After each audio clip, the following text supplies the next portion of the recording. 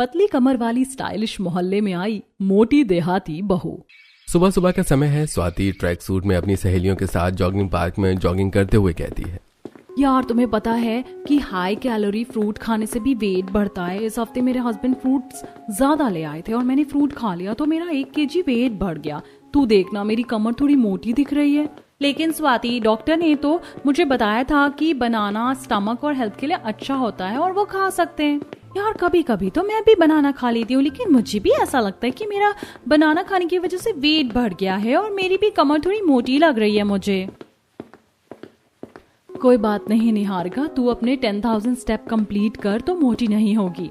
हाँ यार वो तो अच्छा है कि हम सबने मिलकर ये जॉगिंग पार्क बनवाया और पूरे मोहल्ले वाली औरतें यहाँ आकर जॉगिंग करती हैं, वरना 10,000 स्टेप घर में पूरे करना तो नामुमकिन है। यार मैं तो सोच रही थी कि हमारे 10,000 स्टेप तो हो ही जाते हैं, अब हमें 11,000 स्टेप स्टार्ट कर देने चाहिए ताकि हमारी और पूरे मोहल्ले की औरतों की कमर ऐसे ही पतली बनी रहे, वरना हमारा मोहल्ला पतली कमर वाला स्टाइलिश मोहल्ला कैसे कहलाएगा। वो लोग जॉगिंग पार्क से जॉगिंग करके वापस घर की तरफ लौट रही थी। तभी वैशाली की भतीजी उन लोगों को देखकर कहती है, चाची ये औरतें कितनी पतली कमर वाली है ना, और कितनी फिट दिख रही हैं ये, और कितनी स्टाइलिश भी हैं, जॉगिंग सूट में भी कितनी सुंदर लग रही हैं। और निम्मी ये सारी औरतें सामने वाले मोहल्ले में रहती हैं, वो मोहल्ला तो पतली कमर वाला स्टाइलिश मोहल्ला नाम से ही प्रसिद्ध है। अच्छा, पूरा का पूरा मोहल्ला पतली कमर वाला स्टाइलिश मोहल्ला नाम से प्रसिद्ध है? मैं तो ये पहली बार सुन रही हूँ, लेकिन ऐसा क्यों? वो इसलिए क्योंकि इस मोहल्ले की औरतें बहुत ही फिटनेस लवर हैं। सुबह मॉर्निंग वॉक करती हैं, शाम को जिम करती हैं, खाने पीने में भी बहुत ध्यान रखती हैं और अपनी कमर को पतली रखने के लिए अलग अलग तरह की एक्सरसाइज और डाइट करती हैं। इसका मतलब है कि अगर इस मोहल्ले में कोई मोटी कमर वाली औरत आ गई तो फिर तो ये उसका बहुत मजाक उड़ाएंगे। निम्मी ऐसा तो आज तक हुआ नहीं है। अगर कोई थोड़ी बहुत मोटी कमर वाली इस मोहल्ले में रहने आती है तो ये औरतें उसे बोल बोल कर अपनी तरह बना लेती हैं। बातें करते हुए वैशाली और निम्मी अपने घर चली जाती है। उधर स्वाति अपने घर आती है तो उसकी बेटी निशा बनाना चिप्स खा रही थी। ये देखकर स्वाति कहती है, अरे निशा बेटा, ये तुम क्या खा रही हो? ये तो बनाना चिप्स है और फ्राई चिप्स बहुत ही अनहेल्दी होते हैं, इससे कमर मोटी हो जाती है। और माँ जी आप भी ये क्या खा रही हैं? फिर आपकी कमर मोटी हो जाएगी तो अच्छा नहीं लगेगा, रख दीजिए इसे, बिल्कुल मत खाइए। अरे माँ आप क्यों चिंता करती हो? दादी की कमर बिल्कुल नहीं मोटी होगी। मैंने ये बनाना चिप्स एयर फ्राई किए, तेल में फ्राई नहीं किए, और ये बिल्कुल हेल्दी हैं और आप भी खा सकती हो। हाँ निशा सच कह रही है। अरे मैं इतनी बेवकूफ थोड़ी हूँ जो फ्राई चिप्स खाकर अपनी कमर मोटी कर लूँ। मुझे पता है कि अगर मेरी कमर मोटी हो गई तो पूरा मोहल्ले वाले मेरा चैन से जीना ही आराम कर देंगे। वही तो मैं कहूँ कि माँ जी को परवाह कैसे नहीं है। ठीक है माँ जी आप लोग खाइए, तब तक मैं खाना बना लेती हूँ। अब स्वाति किचन में जाती है और देखती है कि ऑलिव ऑयल खत्म हो चुका है। स्वाति अपनी सास के पास आती है और कहती है, माँ जी मैं खाना कैसे बनाऊं? ऑलिव ऑयल तो पूरा खत्म हो गया। सुनिए जी, ऑलिव ऑयल का कोई तो इंतजाम कीजिए। तुम्हें तो पता है स्वाति कि यहाँ आसपास ऑलिव ऑयल नहीं मिलता है, हमें ऑर्डर करके ही मंगवाना पड़ता है। अगर ऑलिव ऑयल नहीं है तो तुम किसी और तेल में खाना बना लो। विवेक आप कैसी बातें कर रहे हैं? मैं किसी और तेल में खाना नहीं बना सकती। दूसरे तेल बहुत तेजी से कैलोरी बढ़ाते हैं। हाँ बेटा स्वाति सही कह रही है, हम अनहेल्दी खाना नहीं खा सकते वरना हमारी कमर मोटी हो जाएगी। तुझे तो पता है ना कि हम पतली कमर वाले स्टाइलिश मोहल्ले में रहते हैं। अरे विवेक बेटा ब्लिंकिट से ऑलिव ऑयल ऑर्डर कर दे, जल्दी ही आ जाएगा। पिछली बार मैंने भी किया था तो 2 घंटे में ही आ गया था। अब विवेक ब्लिंकिट से ऑलिव ऑयल ऑर्डर कर देता है। अब स्वाति रसोई में जाती है और पत्ता गोभी, ब्रोकली, शिमला मिर्च, हरी धनिया, हरी प्याज को बारीक बारीक काट लेती है। तब तक delivery boy olive oil deliver कर देता है। अब स्वाति ऑलिव ऑयल लेकर रसोई में आती है और थोड़ा थोड़ा तेल डालकर खाना बना लेती है और फिर खाना लगा देती है। सभी लोग खाना खाते हैं। तब निशा कहती है, माँ मुझे एक रोटी और दो ना। अरे निशा खाना हमेशा पोर्शन मेंटेन करके खाना चाहिए। पहले तुम थोड़ा और सलाद खाओ, उसके बाद अगर तब भी तुम्हारा पेट नहीं भरा तो तुम एक रोटी ले लेना। क्या स्वाति तुम अब बच्चे को भी पेट भरकर खाना नहीं खाने दोगी? अरे बेटा स्वाति भूखे रहने को थोड़ी ना बोल रही है, वो तो सलाद ज्यादा खाने को बोल रही है, जो कि बहुत अच्छी बात है। सलाद से हमें फाइबर मिल जाता है और इससे हमें पतली कमर रखने में बहुत मदद मिलती है। विवेक और महेंद्र एक दूसरे को देखकर मुस्कुराते हैं और खाना खाने लगते हैं। अगले दिन स्वाति शाम को जिम जाती है। तब माया एक लड़की को दिखाते हुए कहती है, देख रही हो स्वाति बहना, लगता है ये लड़की हमारी कॉलोनी में नहीं आई है। इसकी कमर पतली तो है लेकिन हमारे जितनी पतली नहीं है। हाँ कहीं ऐसा ना हो कि हमारे मोहल्ले का नाम ही खराब कर दे। लगता है ये खुद पर ज्यादा ध्यान नहीं देती है। क्यों ना हम इसके पास जाकर बात करें और इसे कुछ टिप्स भी बताएं। अब सभी औरतें उस औरत के पास पहुंचती हैं और कहती हैं, लगता है आप इस मोहल्ले में नई हैं। क्या नाम है आपका? हाँ, मैं इस मोहल्ले में अभी अभी रहने आई हूँ। मेरा नाम तारा है। देखो तारा, तुम्हें तो ये पता ही चल गया होगा कि ये पतली कमर वाली स्टाइलिश औरतों का मोहल्ला है और तुम्हारी कमर थोड़ी मोटी हो रही है और तुम्हें इस पर बहुत ध्यान देने की जरूरत है। हाँ, कल से हमारे साथ जॉगिंग पार्क में जॉगिंग करना शुरू कर दो और कमर की एक्सरसाइज करो। साथ ही पानी ज्यादा पियो और फाइबर रिच फूड खाओ। और शुगर को अवॉइड करना मत भूलना, शुगर से ही कमर मोटी होती है। ठीक है, मैं कल से आप लोगों के साथ जॉगिंग पार्क में जॉगिंग भी करूंगी और अपनी कमर का ध्यान भी रखूंगी। अगले दिन से तारा उन लोगों के साथ जॉगिंग पार्क में जॉगिंग करती है, कमर की एक्सरसाइज करती है और डाइटिंग वाला खाना खाती है। जल्दी तारा भी उनकी तरफ फिट हो जाती है। इसी तरह समय बीत रहा था। रोज की तरह आज भी मोहल्ले में फ्रूट के ठेले वाला लखन आता है। सभी औरतें उसके ठेले पर आती हैं और फल खरीदने लगती हैं। तभी स्वाति कहती है, भैया मेरे लिए एक ग्लास मौसमी का जूस बनाना, और हाँ, लेकिन उसमें शुगर ऐड मत करना। अरे मैडम, मैं आपको प्योर जूस बना कर दूंगा, बिल्कुल हेल्दी। तब तक मोहल्ले की बाकी औरतें भी वहां आ जाती हैं। कोई जूस वाले से जूस लेती है तो कुछ फल खरीदती हैं। उसके बाद फ्रूट वाला चला जाता है। ऐसी कुछ दिनों बाद एक फास्ट फूड बेचने वाला भी मोहल्ले में आता है और आवाज लगाता है, spicy noodles, pasta, macaroni, Maggi, burger, French fries, आया गर्मा गर्म खाइए। वीर काफी देर से मोहल्ले में ही खड़ा था, लेकिन कोई भी औरत उसके पास कुछ खाने को नहीं आ रही थी। यह देखकर वीर मन ही मन सोचता है, क्या बात है, अभी तक कोई भी औरत मेरे पास कुछ खाने नहीं आई, जबकि दूसरे मोहल्ले में तो अब तक भीड़ लग जाती है। थोड़ी देर बाद मोहल्ले की कुछ औरतें जिम जाने के लिए घर से निकलती हैं। तब वीर उन्हें देखकर कहता है, बहन जी, बर्गर, पिज्जा, चाउमीन, नूडल्स खा लीजिए, गरम गरम बड़े स्वादिष्ट बनाए हैं। अरे ओ बहन जी के बच्चे, कितनी देर से खड़ा है तू यहाँ पर? अरे क्या बताऊं बहन जी, मुझे खड़े हुए पूरे 2 घंटे हो गए, लेकिन अभी तक किसी ने भी मेरे नूडल्स और बर्गर कुछ भी नहीं खरीदा। वीर की बात सुनकर सभी हंसने लगती हैं। तब स्वाति कहती है, खरीदेगा भी नहीं। तुम्हें पता नहीं कि तुम किस मोहल्ले में खड़े हो। पतली कमर वाली स्टाइलिश मोहल्ले में यहाँ पर कोई भी फास्ट फूड खाना पसंद नहीं करता और यहाँ पर स्ट्रीट फूड वालों का आना जाना बैन है। आज तो तुम यहाँ आगे हो, लेकिन अब मत आना। उन औरतों की बात सुनकर स्ट्रीट फूड वाला चुपचाप वहां से चला जाता है और सभी औरतें हंसने लगती हैं। फिर वो लोग जिम पहुंचते हैं और एक्सरसाइज करती हैं। एक्सरसाइज को करते हुए माया कहती है, देखो आज मैंने थोड़ी ज्यादा एक्सरसाइज कर ली है। मुझे ऐसा लग रहा है कि मेरी कमर पतली होने लगी है। सारी औरतें जिम करते हुए एक दूसरे से अपनी पतली कमर के बारे में ही बात कर रही थी। ऐसे ही समय बीत रहा था। एक दिन सैजल अपने परिवार के साथ उसी मोहल्ले के एक रेंट के घर में रहने आती है। दिन भर अपनी शिफ्टिंग करने के बाद शाम को सेजल की नंद आरती अपनी माँ के साथ छत पर खड़ी होती है और आसपास देखकर कहती है, माँ देख रही हूँ पूरा मोहल्ला कितना शांत है। यहाँ तो कोई भी नहीं दिख रहा। यहाँ तक ठेले वाले भी नहीं। हम जहाँ पहले रहते थे वहाँ कभी कुल्फी वाला दिखाई देता था तो कभी चाट वाला और कभी पानी पूरी वाला। अरे बेटा जरा तू उधर सामने ग्राउंड में तो देख, औरतें वॉक कर रही हैं, बच्चे फुटबॉल खेल रहे हैं, आदमी भी वहाँ एक्सरसाइज कर रहे हैं। लगता है इस मोहल्ले में लोग अपनी फिटनेस का कुछ ज्यादा ही ख्याल रखते हैं। वो दोनों ये बात कर ही रही थे कि तभी सेजल चाउमीन का कटोरा हाथ में लेकर चाउमीन खाते हुए वहां आ जाती है। उसे देखकर आरती कल्पना से कहती है, देख रही हो माँ, हम तो इसलिए खुश हो रहे थे कि इस मोहल्ले में कोई स्ट्रीट फूड वाला नहीं दिखाई देता, लेकिन भाभी तो चाउमीन खा रही है। वैसे भाभी आपने कहाँ से खरीद लिया ये चाउमीन? कोई ठेले वाला तो इधर आता नहीं है। क्या आरती, तुम भी भला चाउमीन खाने के लिए खरीदने की जरूरत है? अरे मैं तो नूडल्स के पैकेट घर में मंगा कर रखती हूँ, जब मर्जी होती है मैं अपने हाथों से ही बना लेती हूँ। अरे सेजल, खा खा कर तो तू इतनी मोटी हो गई है। कितनी बार समझा चुकी हूँ ये नूडल्स, चाउमीन, बर्गर, पास्ता ये सब मत खाया कर। देखा नहीं इस मोहल्ले की औरतें कितनी हेल्थ कॉन्शियस हैं। सबके सब पार्क में जाकर एक्सरसाइज और वॉक कर रही है। तू भी जा और पार्क में एक्सरसाइज कर और वॉक कर। क्या हम हाँ जी हाँ भी कुछ भी कहती रहती हो। अरे खाने पीने से भला कोई मोटा होता है? अरे मुझे नहीं पसंद ये सब एक्सरसाइज और वॉक। आप तो रहने दो, मैं नीचे जाकर खा लेती हूँ।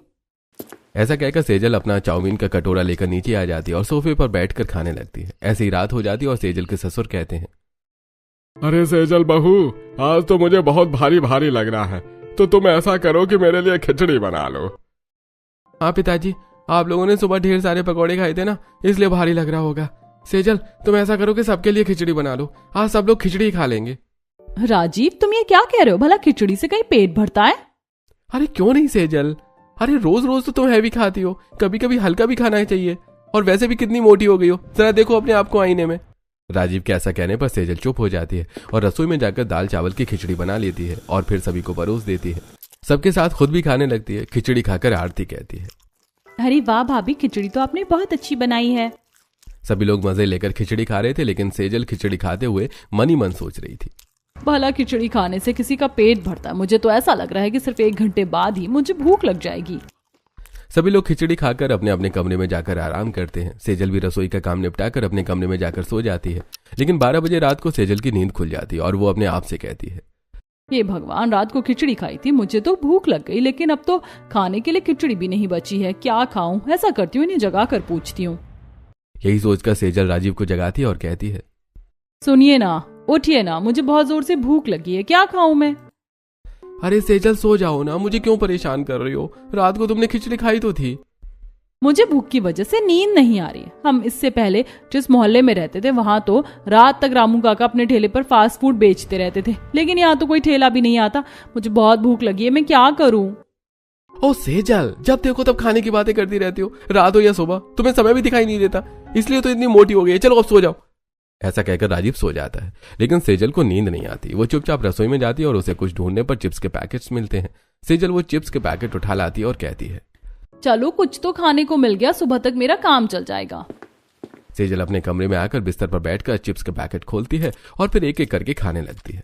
चिप्स खाने की आवाज से राजीव की नींद खुल जाती है और वो सेजल को चिप्स खाते हुए देखकर गुस्सा करते हुए कहता है, सेजल, ये तुम क्या कर रही हो? आधी रात को चिप्स खा रही हो। वैसे ही तुम इतनी मोटी हो और ये रात को इतनी फ्राई चिप्स खाने से तुम्हारा और वेट बढ़ जाएगा। आपको वेट बढ़ने की पड़ी और यहाँ भूख के कारण मेरे पेट में और मेरे सर में दर्द हो रहा है, उसके बारे में नहीं सोचा आपने? वैसे भी जब तक मैं कुछ खाऊंगी नहीं मुझे नींद नहीं आएगी, आप सो जाइए। ये भगवान जी, ये किसी की नहीं सुनती। ऐसा कहकर राजीव सो जाता है। अगले दिन शाम को सेजल अपनी सास से कहती है, माँ जी, रसोई में सारी सब्जियां खत्म हो गई, मैं ऐसा करती हूँ बाजार जाकर कुछ सब्जियां ले आती हूँ। बहू, थोड़ी देर पहले ही तो मैंने ठेले वाले की आवाज सुनी, शायद अभी बाहर ही होगा। तू जा और उसी से सब्जियां ले ले, और हाँ, ज्यादा रेट में मत लेना, मोल भाव करके ही लेना। हाँ माँ जी, आप चिंता मत कीजिए, मैं अच्छे से मोल भाव करके ही खरीदूंगी। ऐसा कहकर सेजल मोहल्ले से निकलती है। थोड़ी दूर पर एक सब्जी वाला जा रहा था। सेजल उसे आवाज देकर रोकती है और फिर ठेले पर सब्जियां लेने लगती है। तभी कॉलोनी की औरतें जिम के लिए निकल रही होती हैं और वो सेजल को देखकर बातें करने लगती हैं। देख रही हो माया, निहारिका, निम्मी, हमारे मोहल्ले में देहाती गवार मोटी भैंस कहाँ से आ गई? क्या इसे नहीं पता कि ये पतली कमर वाली स्टाइलिश औरतों का मोहल्ला है? हाँ स्वाति बहन, और जरा इसकी कमर तो देखो, कमर कम कमरा ज्यादा लग रही है। सही कह रही हो माया बहन, ये तो हमारे मोहल्ले का नाम बदनाम कर देगी। चलो जरा इससे बात तो करके देखे। ऐसा कहकर सभी औरतें सेजल के पास आती हैं और कहती हैं, कौन हो तुम? लगता है नई नई इस मोहल्ले में रहने आई हो। हाँ, मैं अभी कुछ ही दिनों पहले आई हूँ, मेरा नाम सेजल है। अरे तुम जरा अपने आप को तो देखो, कितनी मोटी हो गई हो। तुमने अपनी कमर को तो कमरा बनाकर रखा हुआ है, और तुम तो किसी गांव की गंवार भी लगती हो। तुम्हारे कपड़े भी गंवारों की तरह ही दिख रहे हैं। ये पतली कमर वाली स्टाइलिश औरतों का मोहल्ला है, तुम्हें यहाँ रहना ही नहीं चाहिए। और ये क्या, तुम्हारे हाथों में बिस्किट है, इसका मतलब कि तुम बिस्किट खा रही हो। अरे मत खाओ, वरना और भी मोटी हो जाओगी। और हाँ, एक्सरसाइज और डाइट शुरू कर दो ताकि तुम्हारी कमर भी हमारी तरह पतली हो सके। हाँ माया सही कह रही हो, और साथ ही अपने कपड़े पहनने का तरीका भी बदलो। कितनी देहाती लग रही हो तुम, बिल्कुल गांव की गवार। तुम तो हमारे मोहल्ले का नाम ही बदनाम कर दोगी।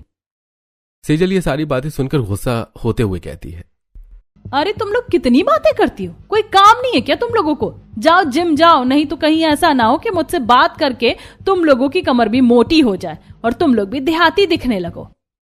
सेजल के ऐसा कहने पर सारी औरतें मुंह बनाकर वहां से चली जाती हैं। सेजल जल्दी से सब्जी लेकर अपने घर आ जाती है और अपनी सास को सारी बातें बताते हुए कहती है, देखा माँ जी, वो सारी औरतें मेरे खाने पीने से कितना जल रही थी। अरे बहू, तेरे खाने पीने से जल नहीं रही थी, तेरा मजाक उड़ा रही थी। तुझे समझा रही थी कि तू भी खाना पीना कम करके अपनी कमर पतली कर। छोड़ो माँ जी, 4 दिन की तो जिंदगी मिली है, उसे भी क्या बिना खाए पिए ही गवा दूं?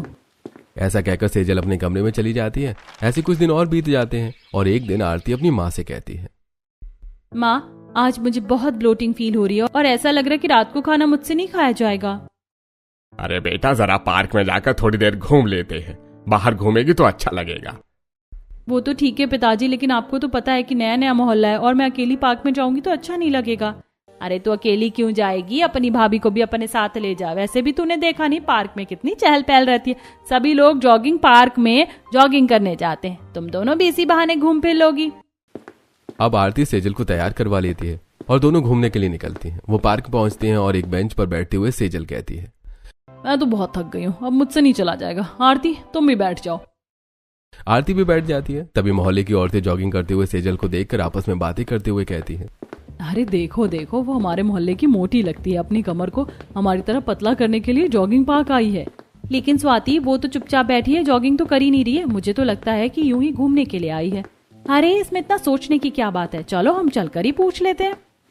यही सोचकर सभी औरतें सेजल के पास जाती हैं। फिर सेजल से बातें करते हुए कहती हैं, अरे सेजल, तुम जॉगिंग पार्क आकर पार्क में क्यों बैठी हुई हो? जॉगिंग करो, एक्सरसाइज करो, अपने कमर को हमारी तरह पतली कमर बनाओ।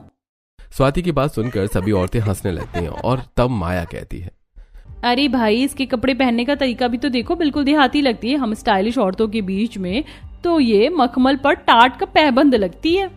माया की बात सुनकर सभी औरतें फिर से हंसने लगती हैं। ये सारी बातें आरती को बहुत बुरी लग रही थी। आरती कहती है, चलो भाभी, घर चलते हैं। फिर आरती सेजल के साथ अपने घर वापस आ जाती है और घर आकर आरती अपनी माँ को सारी बातें बताती है। ये सब सुनकर कल्पना कहती है, अरे तो क्या गलत कह रहे हैं वो लोग? उनकी कमर इतनी पतली और सेजल की कमर इतनी मोटी, तो वो तो कहेंगी ही ना। अब सेजल को भी अपनी कमर पर ध्यान देना चाहिए, लेकिन सेजल है कि जंक फूड खाती रहती है और किसी की सुनती ही नहीं। लेकिन सेजल अपनी सास की बात को भी अनसुना कर देती है और अंदर चली जाती है। ऐसे कुछ दिन और भी चलते हैं। एक दिन राजीव सेजल से कहता है, सेजल, मेरे ऑफिस में कुछ कलीग्स हैं जिनका प्रमोशन हुआ है। उन्होंने मिलकर होटल में एक छोटी सी पार्टी रखी है और सबको बुलाया है। हम दोनों को भी वहां जाना है। हाँ राजीव, चलेंगे। मैं भी आपके साथ चलना चाहती हूँ, लेकिन मेरे पास तो कपड़े ही नहीं है। अरे सेजल, इतने कपड़े तो दिलाए हैं मैंने तुम्हें। अभी पिछले महीने भी तुम्हें एक रेड कलर का सूट दिलाया था ना, और उससे पहले याद करो जब हम घूमने गए थे तो 3 ड्रेस दिलाई थी तुम्हें। वो सारे कपड़े कहाँ चले गए? वो सारे सूट तो मुझे फिट ही नहीं आते, मेरा वेट बढ़ गया है ना, इसीलिए। ओ सेजल, कितनी बार तुम्हें कहा है कि अपने बढ़ते वजन पर ध्यान दो, फालतू चीजें कम खाओ, लेकिन तुम हो कि सुनती नहीं हो। अरे हमारे मोहल्ले की सभी औरतें जिम जाती हैं, तुम भी जाया करो। हाँ खैर छोड़ो, तुम्हें ये सब बातें कहने का भी कोई फायदा नहीं है। तैयार हो जाओ, मैं तुम्हें कुछ कपड़े दिला देता हूँ। फिर सेजल तैयार हो जाती है और वो दोनों मॉल जाते हैं। सेजल मॉल की एक कपड़ों की शॉप पर ढेर सारे कपड़े देखती है, लेकिन जो कपड़े भी उसे पसंद आते हैं उसके नाप के नहीं होते। परेशान होकर सेजल दुकानदार से कहती है, क्या भैया, आप एक भी ढंग के कपड़े नहीं दिखा रहे हो, और जो कपड़े मुझे पसंद आ रहे हैं उनमें आप साइज छोटा दे रहे हो। अरे क्या करूं बहन जी, आप इतनी मोटी जो हैं कि आपके साइज के कपड़े जल्दी मिलते ही नहीं हैं। 3-4 पीस और रखे हैं, मैं दिखा देता हूँ। अगर पसंद नहीं आए तो फिर मैं कुछ नहीं कर सकता। ऐसा कहकर दुकानदार बाकी के 3-4 पीस भी दिखाता है। सेजल उनमें से एक पीस मन मारकर खरीद लेती है और राजीव से कहती है, देखिए जी, ये तो अच्छा लग रहा है, मैं यही पहन लूंगी। फिर सेजल घर आती है और अपना खरीदा हुआ ऑफ वाइट कलर का 1 पीस पहनती है और तैयार होती है। फिर वो राजीव के साथ पार्टी में पहुंच जाती है। राजीव सेजल को सभी लोगों से मिलवाता है। राजीव के सभी दोस्तों की पत्नियां सेजल को देखकर हैरान रह जाती हैं। सेजल कुछ औरतों से बात करने लगती, तभी राजीव थोड़ी दूर पर खड़े अपने दोस्तों से जाकर मिलता है। तब राजीव का दोस्त हिमेश कहता है, ये क्या राजीव, तेरी इतनी मोटी पत्नी है? अरे तूने इतनी मोटी लड़की से शादी क्यों की? तू तो इतना स्मार्ट है, तुझे तो कोई भी अच्छी से अच्छी लड़की मिल जाती, और फिर तू इस मोटी को झेलता कैसे होगा? ये तो देखने में भी किसी भैंस से कम नहीं लग रही है। अरे हाँ राजीव, हिमेश बिल्कुल सही कहता है। इतनी मोटी लड़की से शादी करने की तुझे क्या जरूरत थी? और उसकी कमर तो देखो, कमर कम कमरा ज्यादा लगती है, और कितनी देहाती है वो। बिल्कुल ओल्ड फैशन का ड्रेस पहन रखा है उसने। अपने दोस्तों की बातें सुनकर राजीव गुस्सा होते हुए कहता है, अरे चुप हो जाओ तुम लोग भूल रहे हो कि तुम मेरी पत्नी के बारे में बात कर रहे हो। वो जैसी भी है मेरी पत्नी है, मैं उसके बारे में ये सारी बातें नहीं सुन सकता। ऐसा कहकर राजीव सेजल के पास जाता है और कहता है, सेजल चलो यहाँ से। ऐसा कहकर राजीव सेजल का हाथ खींचकर ले जाने लगता है। तब सेजल कहती है, ये क्या कर रहे हो राजीव, मुझे क्यों ले जा रहे हो? अभी अभी तो हम आए, कितनी अच्छी खाने की खुशबू आ रही है, मुझे कुछ खाने तो दो, फिर चलेंगे। मैंने कहा ना सेजल, चुपचाप घर चलो। ऐसा कहकर राजीव सेजल को लेकर घर चला आता है और घर आकर सेजल आईने के सामने बैठकर मेकअप साफ करते हुए राजीव से कहती है, एक तो आप मुझे पार्टी में ले गए और वहां पर रहने भी नहीं दिया, और इतनी जल्दी लेकर घर आ गए, ऊपर से खाना भी नहीं खाने दिया। मुझे कितनी अच्छी खुशबू आ रही थी खाने की। शर्म आनी चाहिए तुम्हें सेजल, कितनी बेशर्म हो तुम। लोग तुम्हारे बारे में कुछ भी कहें, तुम्हें कोई फर्क नहीं पड़ता। तुम्हें तो बस खाने की पड़ी रहती है ना, मोटी कहीं की। पता नहीं मेरी किस्मत में ही क्यों लिखी थी ऐसी मोटी बीवी। तुम्हारी वजह से कितना सुनना पड़ता है मुझे मेरे दोस्तों से। आज के बाद मैं तुम्हें कहीं बाहर लेकर नहीं जाऊंगा। ऐसा कहकर राजीव गुस्से से सेजल को सारी बातें बताता है। ये सब सुनकर सेजल को बहुत बुरा लगता है और वो मन ही मन सोचती है, सही कहते हैं मेरे पति, मेरी वजह से मेरे ससुराल वालों को कितना शर्मिंदा होना पड़ता है। मैंने ही गलत खान पान की आदतें डालकर अपने आप को मोटा कर रखा है, लेकिन अब और नहीं, मैं दुबली होकर दिखाऊंगी ताकि मेरे पति और मेरे ससुराल वालों को मेरी वजह से इतनी शर्मिंदगी ना उठानी पड़े। यही सोचकर सेजल सो जाती है। अगले दिन सुबह सुबह सेजल आंगन में झाड़ू लगा रही थी, तभी मोहल्ले की कुछ औरतें जिम जाने के लिए सामने से गुजर रही थी। स्वाति सेजल को देखकर कहती है, हमने सोचा था कि हमारी ही तरह इस घर में भी कोई स्मार्ट पतली कमर वाली स्टाइलिश औरत आएगी जो इस मोहल्ले का नाम रोशन करेगी, लेकिन इस मोटी ने तो इस मोहल्ले का नाम ही डुबो दिया। गंवार कहीं की, पता नहीं क्यों हमारे मोहल्ले में रहने आ गई। क्या कर सकते बहन, ये तो किसी के समझाने से समझती भी नहीं है। खैर छोड़ो, जाने दो, हम तो जिम चलते हैं। ऐसा कहकर माया और बाकी सभी औरतें जिम के लिए निकल जाती हैं। तभी आरती वहां आती है और कहती है, भाभी आपने ये पैम्पलेट पढ़ा? इस मोहल्ले में हर साल एक फिटनेस कंपटीशन होता है जहाँ मोहल्ले की सबसे फिट औरत को अवार्ड दिया जाता है और वही पूरे मोहल्ले की औरतों की लीडर होती है। दिखाओ आरती, मैं भी तो देखूं जरा। ऐसा कहकर सेजल पैम्पलेट देखती है और कहती है, अभी इस कंपटीशन को पूरे 6 महीने बाकी हैं और इस बार ये कंपटीशन तो मैं ही जीतूंगी।